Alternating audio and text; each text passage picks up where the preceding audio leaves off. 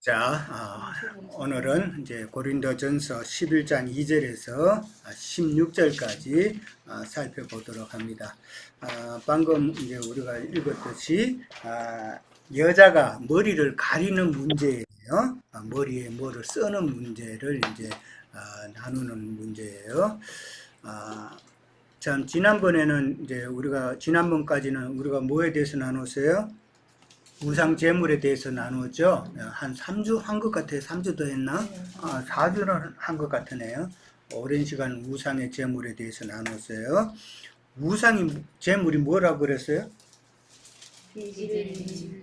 비질리다 그랬죠. 그 계시록에 보면은 두아디라 교회에게 주님이 하시는 말씀이 두아디라 교회는 엄녀 이세벨이 우상 제물을 먹게 했다라고 그랬었어요. 그러니까 우상 제물은 엄녀의 잔이 든 그 우상 제물이라는 것은 비진리, 다른 예수, 다른 복음 이런 것들을 엄녀 이스벨이 두아디라 교회 교인들에게 먹였다라는 이야기예요. 그 두아디라 교회라는 것은 결과적으로 시대적으로 보면은 오늘날 천주교에 해당되는 그런 내용이다라는 것. 이런 거를 참 알고 넘어가는 게 얼마나 참 귀한 건지 우리는 이해를 해야 돼요. 세상에 있을 때는 이런 거 전혀 몰랐잖아요. 전혀 모르고 이게 도대체 우상제물이 뭔지, 그 다음에 두아디라 교회에게 엄녀가 그렇게 우상제물을 먹게 했다는 것이 뭔지, 두아디라 교회가 어느 시대인지 이런 걸 알아야 되죠. 그래야 하나님의 말씀이 이게 다 짝이 맞는 거단 말이에요. 자, 그리고 이제 바울에게 있어서는 모든 것이 가하지만은 그러나 연약한 자, 남의 유익을 위해서 자기는 우상제물을 먹지 않았다라는 것을 또 나눴어요. 그 다음에 지난번에는 우리는 주님의 식탁과 귀신의 식탁에 대해서 나누었죠. 그리고 뭐 상식적으로 우리가 너무 잘 알죠. 귀신의 식탁이라는 말을 우리가 세상 교육에 있으면서 난 안 들어본 것 같아. 그런 말을 못 들어봤는 것 같은데. 그러니까 근데 귀신의 식탁이라는 것도 성경에는 분명히 나왔다. 그러니까 지난 그 10장에 나왔죠. 귀신의 식탁. 그러니까 무엇이다라는 것은 우리가 너무나도 잘 알죠. 참 하나님을 섬긴다 하면서도 사실은 땅의 하나님, 참 귀신을 섬기는 그런 신앙생활을 많이 하고 있다라는 것이죠. 그러니까 그것을 뭘로 보면 안다 그랬어요? 내가 기도하는 내용을 보면 안다 그랬죠. 그리고 또 설교 내용을 보면은 알죠. 설교 내용이 다 기복적이고 선한 사람 되고 착한 사람 되고 이런 것은 다 우상의 귀신의 식탁에서나 먹을 수 있는 그런 양식들이다라는 것이죠. 그거 먹으면은 귀신의 식탁에서 그걸 먹는다는 말은 귀신에 속한다는 그런 이야기였었어요. 네, 참 중요한 이야기예요. 자, 2절 갑니다. 자, 너희가 모든 일에 나를 기억하고 또 내가 너희에게 전하여 준 대로 그 전통을 너희가 지킴으로 너희를 칭찬한다라고 사도 바울의 칭찬이 나와요. 그러니까 사도 바울이 했던 모든 것을 기억하고 그 다음에 바울이 또 전해준 대로 그것을 기억하고 전통으로 지켰다라는 거예요. 전통이라는 게 뭐예요? 내려오는 그 관습이죠. 그러니까 어떤 그 말로나 복음, 그 편지나 이런 것으로 계속 이어져 내려가면서 그것이 하나의 신앙의 전통이 되는 것이죠. 그 유전이라고도 그러죠. 유전이라고도 하는데 데살로니가 후서 2장 15절에 보면은 형제들아 굳건하게 서서 말로나 우리의 편지로 가르침 받는 전통을 지켜라 라고 그렇게 나와 있어요. 그러니까 전통이라는 것은 참 어떤 위에 조상 때부터 내려오는 그런 신앙의 훈련이죠. 일종의 훈련이고 그것을 지키고 그렇게 나가는 것이죠. 근데 전통이라는 말은 이제 어떤 전통을 지킬 것인가가 또 중요하죠. 성경에 보면은 어떤 단어가 있어요?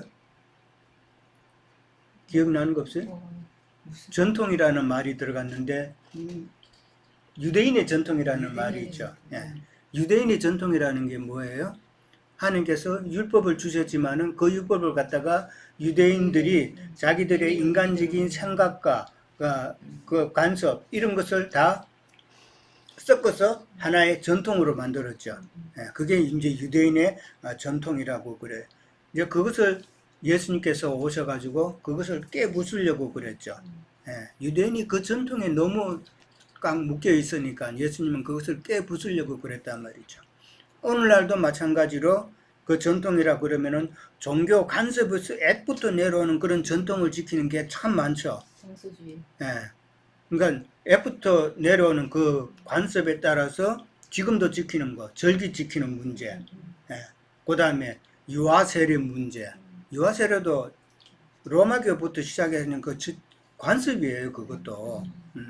그런 문제. 그 다음에 뭐 성소주일 꼭 해야 된다는 그런 문제. 매일이 하나님 앞에 예배 드리는 날이 돼야 되는데 꼭 일요일만 주일이라 그래가지고 주님의 날이라 그래가지고 예배당에 모이게 하죠. 예, 그것도 다 전통에 의해서 그렇게 내려오는 것이다. 그러니까 잘못된 전통을 우리는 분별할 줄 알아야 된다. 뭘로? 우리가 뭘로 분별해요? 이 진리의 말씀을 바로 알아야 된다. 많이 알아가지고 이거는 하나님의 뜻이 아니네. 사람에게서 나온 교훈이네. 라고 깨달아야 된다는 거죠. 그래야 우리가 온전한 신앙생활을 할 수 있는 거예요. 우리가 원하는 것은 하나님께서 우리에게 원하시는 것은 하나님께서 성경에 써주신 대로 우리에게 주신 대로 그대로 하나님께서 원하시는 신앙생활을 우리가 하기를 원하는 거잖아요. 그렇잖아요.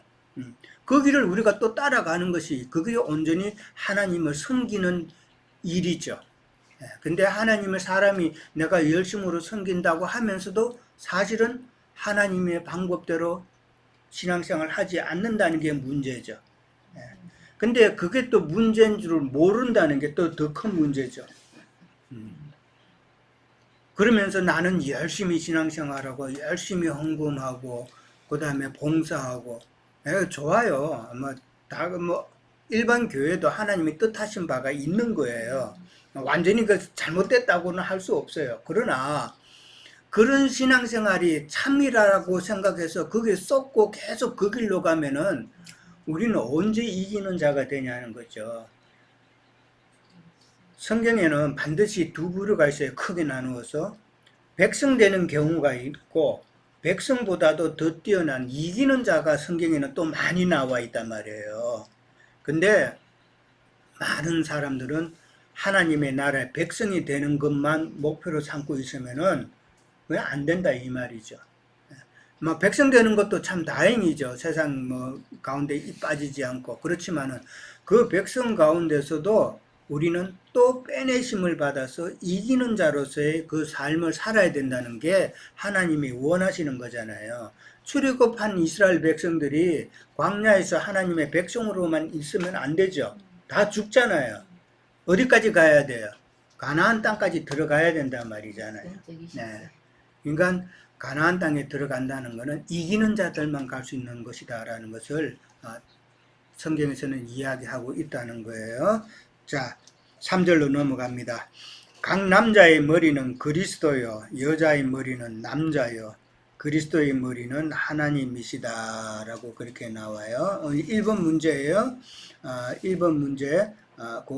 지금 남자의 머리는 그리스도, 여자의 머리는 남자, 그리스도의 머리는 하나님이라 그랬는데 이거에 대해서 누가 좀 설명해 주실 분이 있을까요? 자, 누가 하시겠어요? 예, 토마스 형제님 먼저 손 드셨네. 예. 제가 그 초급반이 제일 먼저 하는 게 낫다고 생각합니다. 사도 바울은 그 남자와 여자 그리고 그리스도와 하나님의 관계성을 통해서 저희들 모든 존재가 서로 연관되어 있고 그리고 각각의 역할과 권위가 상호 존중되어야 함을 강조하였던 것 같습니다. 그래서 여기서 머리는 그 권위와 책임을 의미하고 그리고 이것은 그 남녀 간의 종속 관계를 나타내기보다는 어떤 각자의 역할에 대한 책임과 순종을 나타낸 것으로 보입니다. 그리스도는 교회의 머리로서 저희들에게 그 신실한 리더십을 제공하고 있으면서 하나님께 완전히 순종하고 섬기는 삶의 모범을 보여주셨죠. 결국 머리란 단어는 어떤 신체적인 의미보다는 권위나 질서, 조화 등으로 생각하게 됩니다. 이상입니다. 예, 감사합니다. 토마 선생님, 제일 먼저 하시고 이제 그다음 안 하시겠다. 예, 자, 또 다른 지체. 예, 준영재님 아까 하시려고 그랬던 것 같은데. 네, 저 그럼 초급 2반 이제 하겠습니다.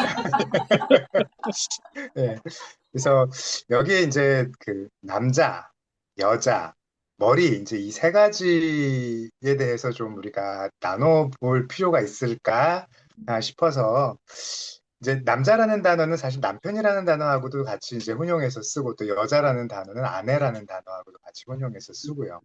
그런 의미에서 이제 제가 베드로전서 3장의 일부분을 잠깐만 읽고 시작을 하도록 하겠습니다. 베드로전서 3장이 이제 아내와 남편에 대해서 이제 베드로 사도가 쓰신 내용인데 5절부터 읽게요.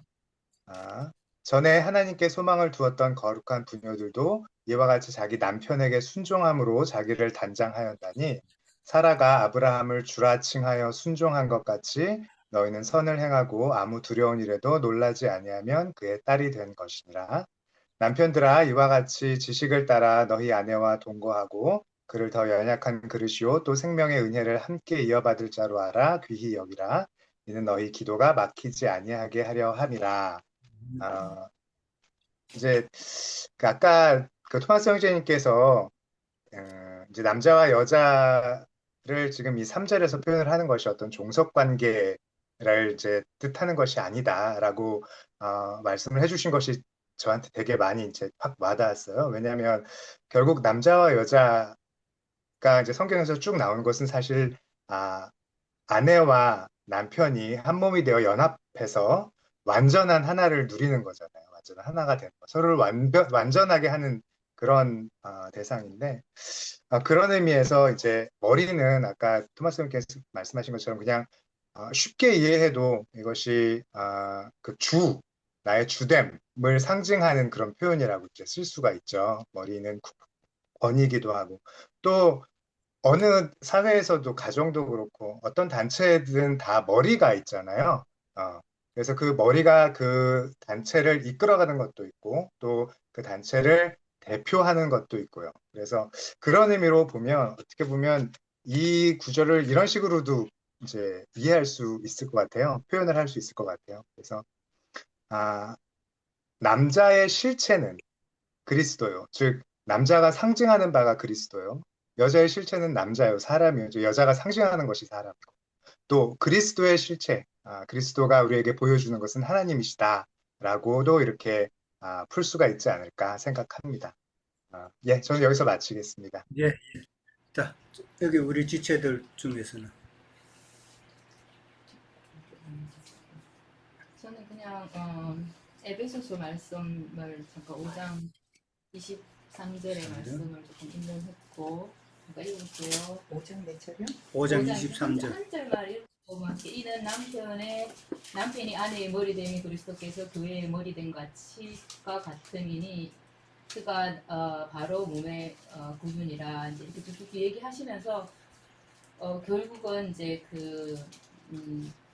서로 연합하는 거 아까 말씀하셨던 것이 서로가 연합하는 거고 남자가 뭐 우세하고 여자는 또 그 밑이라는 것을 말씀하는 것이 아니라 결국은 한 상호 연합하고 서로 돕는 그런 이제 관계를 말하는 걸로 이제 뭐 부부 관계는 그렇지만 실제적으로 말하려고 하시는 것은 교회와 그리스도에 대해서 얘기하는 거잖아요. 이제 다 그러니까 교회의 머리는 그리스도예요.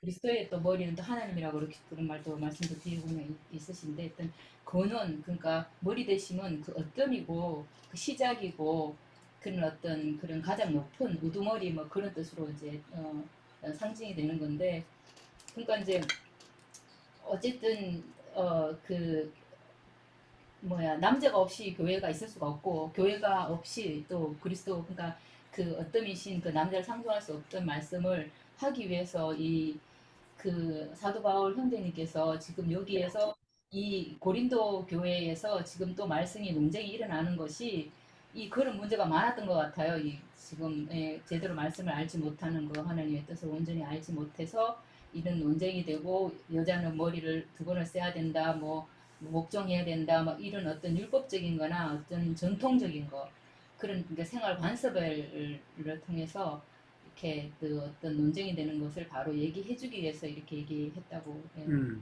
합니다. 지금 오늘 우리가 다루는 여자가 그 머리에 무엇을 써야 되는 그 문제는 사실 고린도 교회의 그 문제 중에 하나예요. 그럼 지금 이제 여자가 머리에 무엇을 써야 되는 이 문제는 고린도 교회 몇 번째 문제일까요? 몇 번째 문제 그 문제입니다. 그러니까 지금까지 고린도 교회에 여러 가지 문제가 있었죠. 끝. 그 문제. 몇 번째 문제일 것 같아요? 일곱 번째. 7번째예요. 예, 7번째예요. 첫 번째는 당 짓는 문제. 고린도 교회가 당을 지어서 자꾸 문제가 생겼죠. 그다음에 교회 내에서 음행을 했는 문제가 생겼죠. 그다음에 세상 법정에 소송하는 문제가 있었죠. 그다음에 하나님이 전인 몸을 갖다가 남용하는 그 문제로도 다뤘었어요. 그다음에 또 결혼 문제. 결혼 어떻게 뭐 남자가 있는 자와 없는 자 뭐 복잡한 관계가 있었죠. 이제 어떻게 결혼을 해야 되는가 하는 문제. 그 다음에 6번째가 우상 제물의 문제였었어요. 이제 그 다음에 이제 7번째가 여자가 머리에 뭐를 가리는 그 문제예요. 근데 우리가 여기서 생각해야 될 거는 남자와 여자의 관계를 갖다가 세상관념의 남자, 피지컬한 남자와 여자로 그렇게 이해를 하면은 이게 좀 불합리하죠. 안 맞단 말이에요. 그러니까 주님 안에서 영적인 남자와 영적인 여자의 관계를 먼저 이해를 해야 되는 거예요. 그러면은 남자 여기서 저 3절에 나오는 각 남자의 머리는 그리스도라고 했을 때 첫 번째 나오는 이 남자는 그럼 누구를 이야기하는 거예요? 예수 그리스도의 머리는 그리스도요. 그거 안 맞잖아요. 그러면 여기 그러니까 남자라는 그 내용을 우리가 어떻게 그 문장을 잘 이해를 해야 돼요. 문장에 따라서 이제 그렇게 해야 되니까. 형제님, 제가 조금, 예, 말씀하세요. 여기 저는 좀 형제님들 말씀 듣고 흐름을 좀 봤거든요. 예, 여기서 2절에서 보면은 바울 형제님이 고린도 교회가 전통으로 해서 잘 모임을 갖는다고 칭찬을 하셨잖아요. 근데 그 7절, 8절에 가면 다음 주에 할 얘기지만 이제 흐름을 좀 보기 위해서 너희들이 모이는 것은 유익이 안 된다. 그리고 만찬에 모일 때는 병든 자도 있고 죽어가는 자도 있다. 그렇게 말씀하셨잖아요. 그러면 바울 형제님이 하고자 하는 말씀은 여기서는 교회 안에는 인도자분들이 필요한 것이고, 자매님들은 말씀을 받는 지체들인데, 거기서 인도자와 지체들의 지위를 어떻게 유지를 해야 되는가 하는 걸 말씀을 하는 것 같아요. 근데 예. 여기서 보면은 각 남자의 머리는 그리스도라는 거는 각 남자분들은 교회를 인도하시는 분들이고, 여자의 머리는 남자의 머리라고 한 거 보면은 우리는 교회 안에서 인도자분께 순종을 해야 우리가 잘 양육을 받는 것이다 하고 말씀이 이렇게 흐름이 그렇게 연결되는 것 같아요. 예, 근데 교회 안에서 남자분 예수 그리스도는 생명의 씨를 뿌리는 분이시잖아요. 그래서 교회 안에 각 인도자분들은 그리스도가 인도자분들을 계시를 해 주심으로 해서 인도자분들이 이제 말씀을 양육을 하시는 건데 에, 생명이 어린 남자분이라고 해도 교회 안에 있어도 생명을 씨를 뿌리지 못하는 아직 장성된 남자분들에도 교회 안에서는 여자로 취급을 받거든요. 그래서 그러면 꼭 남자 여자보다는 이 교회 안에서 애 생명씨를 뿌리는 분인가 아니면은 양육을 받아야 하는 분들인가 교회 지체들 안에서. 그래서 양육받는 분들은 남자분들이고 여자분이고 다 그리스도는 여자로 보신다. 이제 그렇게 말씀 우리가 보면은 그러니까 남자와 여자의 그 관계를 잘 이제 이해를 이제 하셔야 되는 거예요. 그러니까 각 남자의 머리는 그리스도라고 했을 때 이 남자는 교회에 말씀을 가르치는 자를 두고 하는 거예요. 말씀을 가르치는 자들이고, 그 다음에 여자의 머리는 누구라고요? 남자라고 그랬단 말이에요. 이거는 여자는 그러면 누구예요?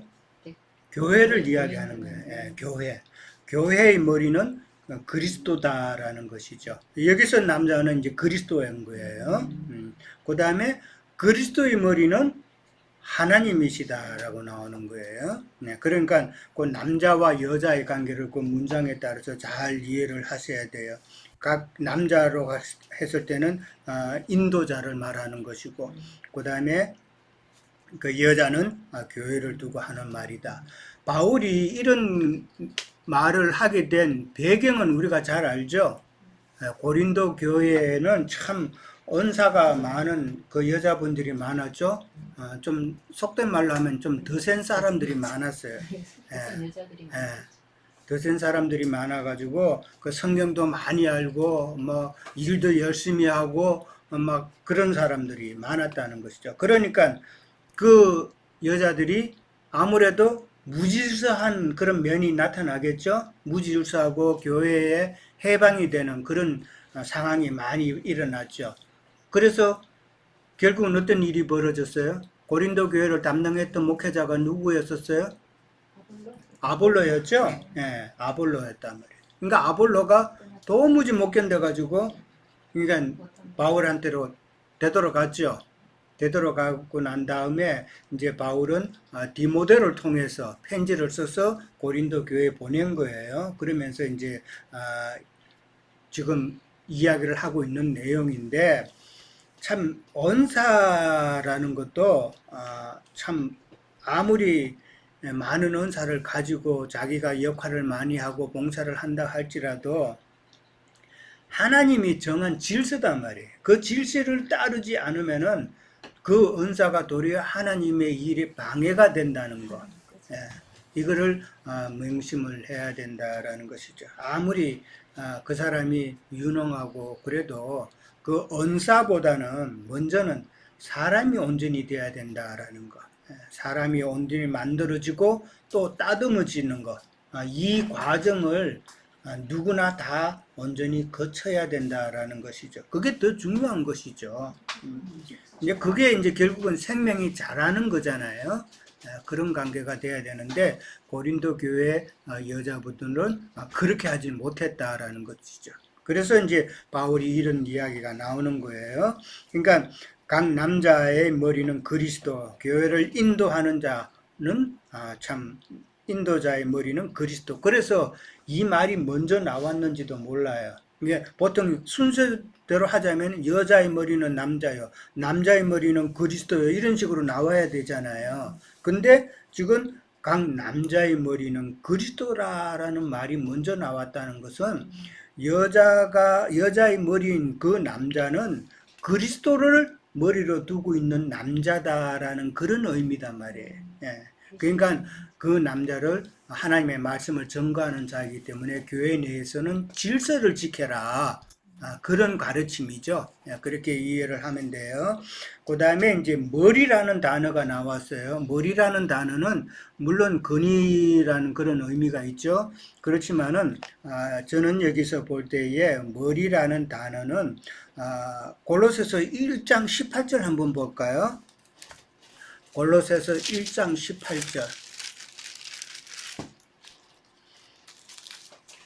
324페이지쯤에 있어요. 골로새서 1장 18절. 거기에 보면은 제가 읽을게요. 그는 몸된 교회의 머리시다라고 나와요. 머리시다 그러면서 그가 근본이시요. 그 다음에 죽은 자 가운데서 먼저 나신 이고, 그 다음에 친히 만물의 어뜸이 되려 하시며 라고 그렇게 나오면서 머리라고 하시면서 그가 근본이라는 말이 나와요. 그래서 저는 이 머리라는 말이 근본이다라는 그런 뜻이라고 볼 수가 있어요. 근원이죠, 근원. 그러니까 각 남자는 그리스도에게서 났다라는 말은, 교회 인도자는 그리스도에게 났다는 말은 예수 그리스도의 계시된 말씀으로 난 자가 교회 인도자 가르치는 자가 되는 것이죠. 그 근본이다 말이에요. 그리고 여자의 머리는 남자, 즉 예수 그리스도라는 이 말은, 교회는 그리스도가 머리다라는 그 말은 그리스도로 인해서 교회가 또 생겼죠. 근본이다 말이에요. 그 다음에 그리스도의 머리는 하나님이시다라는 말은 그리스도의 권원은 말씀이신 하나님이다라는 이야기죠. 말씀. 성경에 보면은 하나님은 말씀이다. 말씀은 곧 하나님이라고 그랬죠. 말씀은 곧 하나님이에요. 요한복음에 나와요. 요한복음 1장 1절부터 나오죠. 태초에 말씀이 계시니라. 그 말씀은 곧 하나님이라고 그랬죠. 하나님이에요. 하나님이신데, 그다음 또 내려가면은 뭐라고 돼 있어요? 그 말씀이 육신이 돼서 오셨다고 돼 있죠. 요한복음 1장에 보면은. 그러니까 말씀이 곧 누구라고요? 예수 그리스도단 말이에요. 근데 그 예수 그리스도는 또 나중에 또 뭐가 되셔요? 그 영이 되신다는, 그 그리스도가 되신단 말이에요. 그러니까 그리스도의 근원은 하나님, 곧 말씀이다 이 말이죠.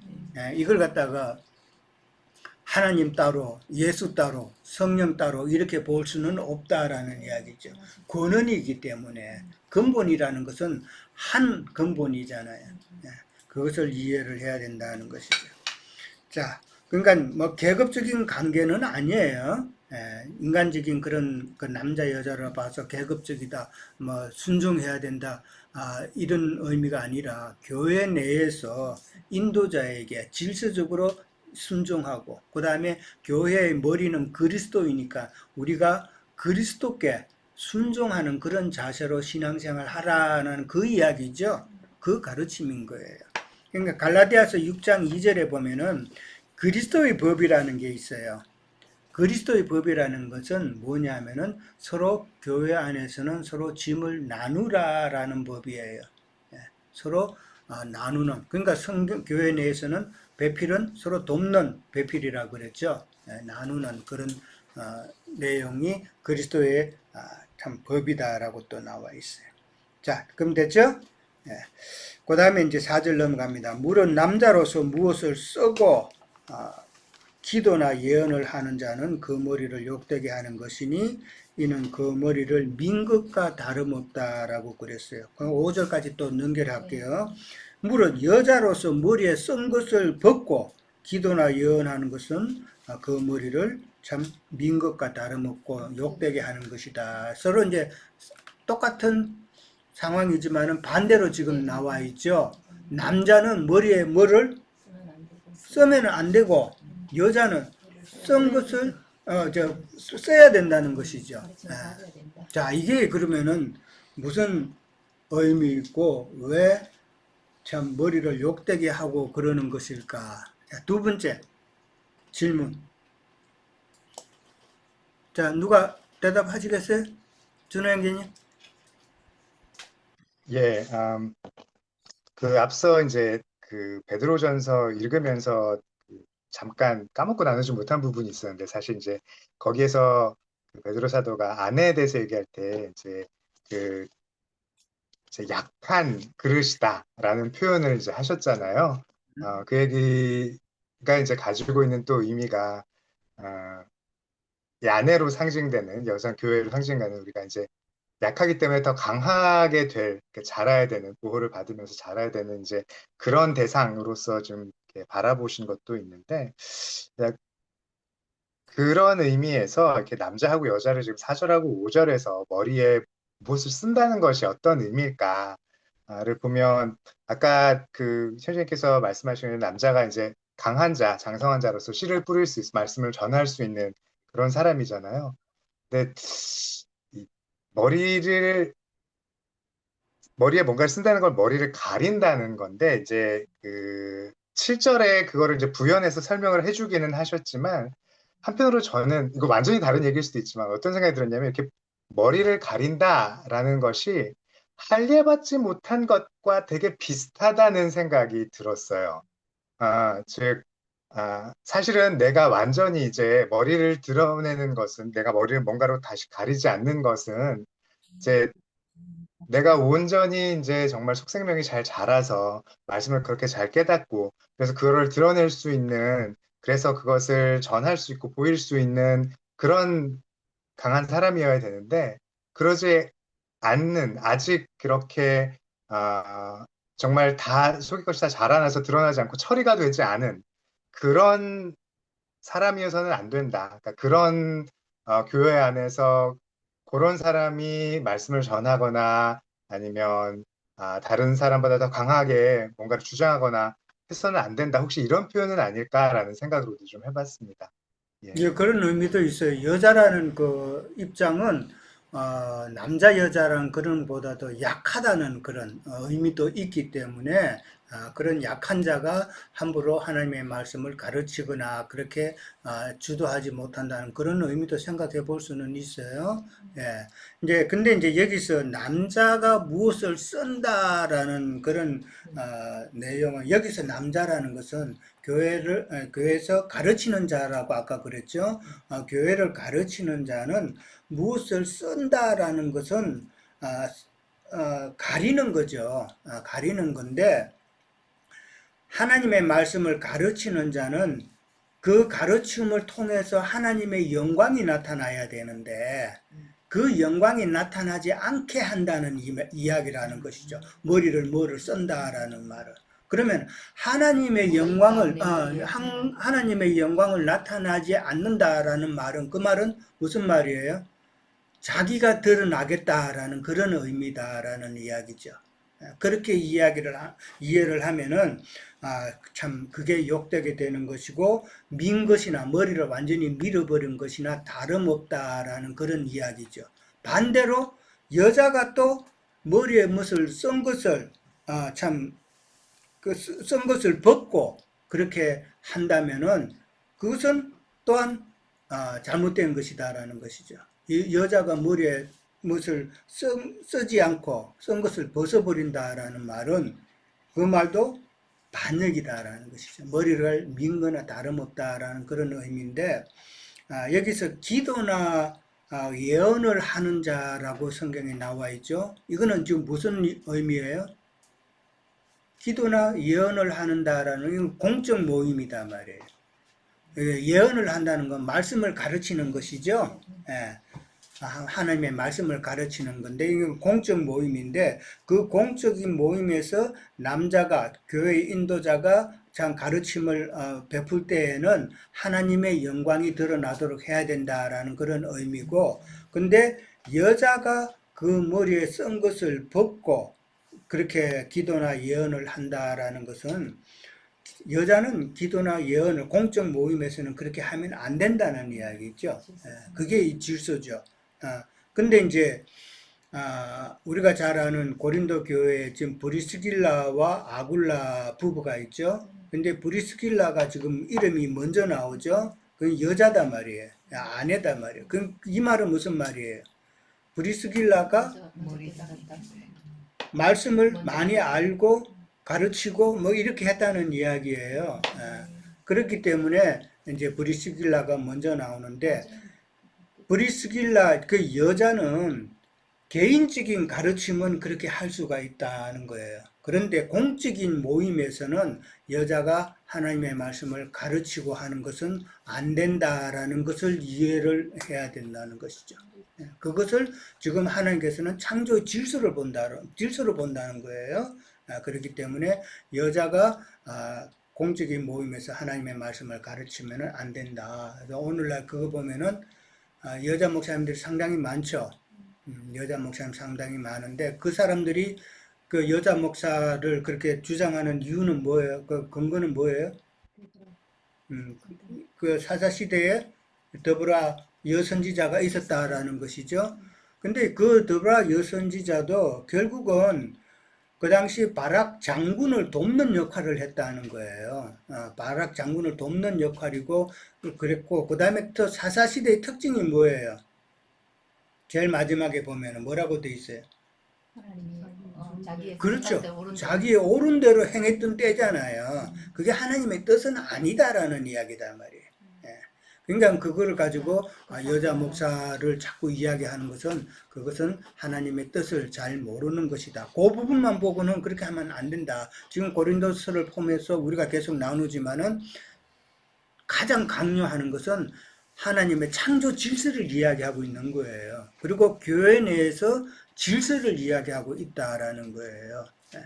그 질서를 따라야 되는데 그 세상 그 여자 목사님들이 많이 지금 배출되고 이러는 것은 그 질서를 지금 어기고 있다. 예.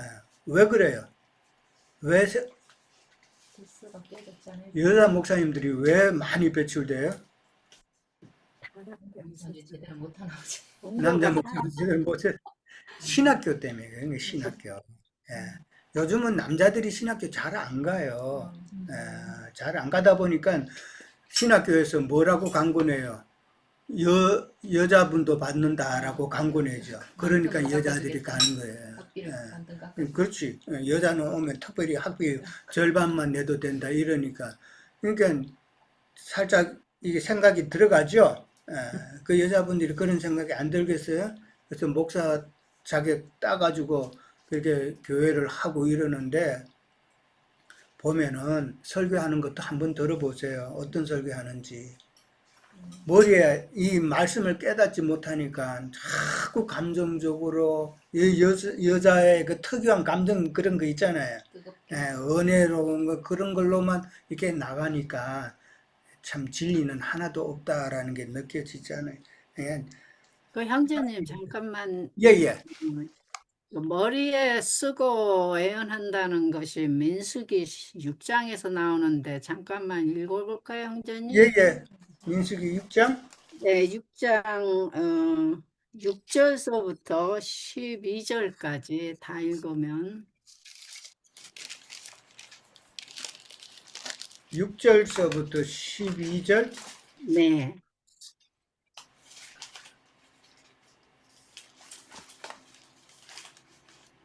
예, 조금 길긴 한데 같이 자, 조금 여기까지 읽겠습니다. 자기의 몸을 구별하여 여호와께 드리는 모든 날 동안은 시체를 가까이 하지 말 것이요. 지금 이건 나시린의 법이에요. 그의 부모, 형제, 자매가 죽을 때라도 그로 말미암아 몸을 드리지 말 것이니 이는 자기의 몸을 구별하여 하나님께 드리는 표가 그의 머리에 있습니다. 자기의 몸을 구별하는 모든 날 동안 그는 여호와께 거룩한 자니라. 누가 갑자기 그 겉에서 죽어서 서로 구별한 자의 머리를 더럽히면 그의 몸을 정결하게 하는 날에 머리를 것이니 그 일곱째 날인 것이며 여덟째 날에 사나비들이 두 마리나 집비둘기 새끼 두 마리를 가지고 해망문에 와서 제사장에게 드린 것이요 제사장은 그 하나를 속죄제물로 하나를 번제물로 드리고 그의 시체로 이날에 그 머리를 성결하게 할 또 것이며 그는 그날에 그의 머리를 여호와께 드린 날을 새로 정하고 1년 자기 몸을 구별하여 여호와께 드린 날을 새로 정하고 1년 된 식량을 가져다가 첫 번째 물로 드릴지니라. 자기의 몸이 구별한 때에 그가 몸을 더럽혔은즉 지나가는 기간은 무효니라. 예. 아멘. 여기서 잠깐 우리는 지금 교회 생활하면서 우리의 마음과 혼, 몸 전체를 그리스도께 지금 성결하게 드리고 있는 거잖아요. 그래서 우리의 몸을 구별하는 거, 거듭난 후에 교회 생활을 하는 우리의 기간인데 첫째, 인도자 되신 분이 머리에 뭐를 쓴다는 것은 여기서 시체를 가까이 하지 말라. 시체는 죽은 사람의 시체, 생각, 사상이잖아요.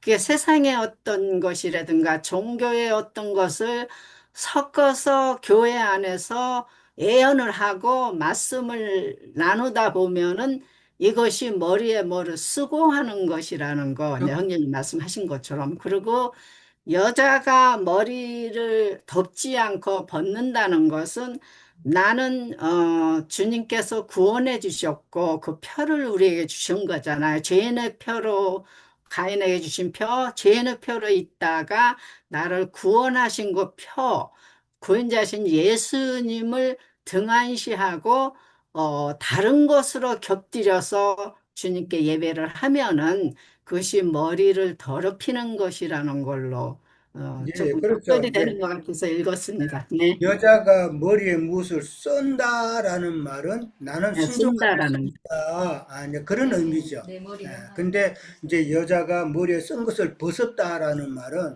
나는 하나님의 말씀에 순종하지 않겠습니다라는 그런 의미가 되기 때문에 그러면은 그 머리를 욕되게 한다라는 그런 의미죠. 예. 근데 여기는 이제 민 것과 다름없다라는 표현이 나왔어요. 머리를 밀었다라는 말은 성경의 레위기나 이렇게 보면은 머리를 민다라는 말은 민대머리는 부정하다라고 그렇게 나와 있어요. 머리를 민다라는 것은 참 하나님으로 이제 덮여 하나님 아래에 있다라는 그런 의미가 되어야 되는데 머리를 밀었으니까 자기가 나타나는 거잖아요. 그죠? 그것은 반역이다라는 것이죠. 반역을 하면, 그러니까 대머리는 자신을 드러내는 행위이기 때문에, 그러니까 그 말은 내가 주인 되겠다라는 말이죠. 교회 내에서 민머리가 된다라는 말은 교회 내에서 내가 주인 되겠다 하는 그런, 그리스도가 주인이신데 자기가 되겠다 하는 그런 경우죠. 그러니까 고린도 교회 그 여자들이 은사가 많았지만은, 교회를 오지럽게 한 것은 결국은 자기가 주권을 잡겠다는 그런 내용이다라는 것이죠. 그 다음에 이제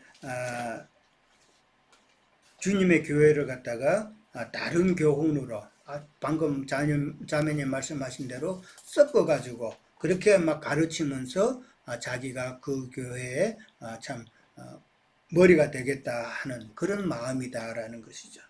자, 시간 많이 됐죠? 네, 자, 잠깐 쉬었다가 하겠습니다. 여기까지 하고.